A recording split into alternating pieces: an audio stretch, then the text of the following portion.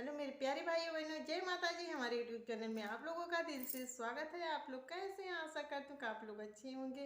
आज मैं आप लोगों के बीच लेकर आई हूँ एकदम मस्त देहाती अवधी कहरवा नाच गीत। तो आप लोग जरूर सुनेगा, पसंद आएगा तो कमेंट बॉक्स में जरूर बताइएगा। चैनल पे नए हैं तो सब्सक्राइब जरूर कीजिएगा।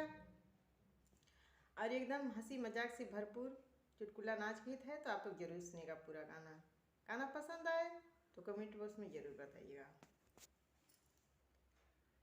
रतिया सैया के से जरिया पे हेराई गे झूलनी, रतिया सैया के से जरिया पे हेराई गे झूलनी, हो हेराई गे झूलनी, हो हेराई गे झूलनी, रतिया सैया के से जरिया पे हेराई गे झूलनी, रतिया सैया के से जरिया पे हेराई गे झूलनी।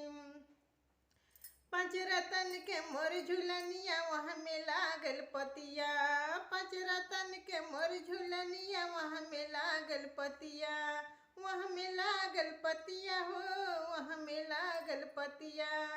पाँच रतन के मोर झुलनिया वहाँ में लागल पतिया, अइल गंगा के लहरिया मोर हेराई गे झूलनी, अइल गंगा के लहरिया मोर हेराई गे झूलनी, अइलिन गंगा के लहरिया मोर हेराई गे झूलनी, हो हेराई गे झूलनी, हो हेराई गे झूलनी, रतिया सैया के से जरिया पे हेराई गे झूलनी, रतिया बीचे अगन में हेराई गे झुमका, हो हेराई गे झुमका, हो हेराई गे झुमका, रतिया बीचे अगन में हेराई गे झुमका।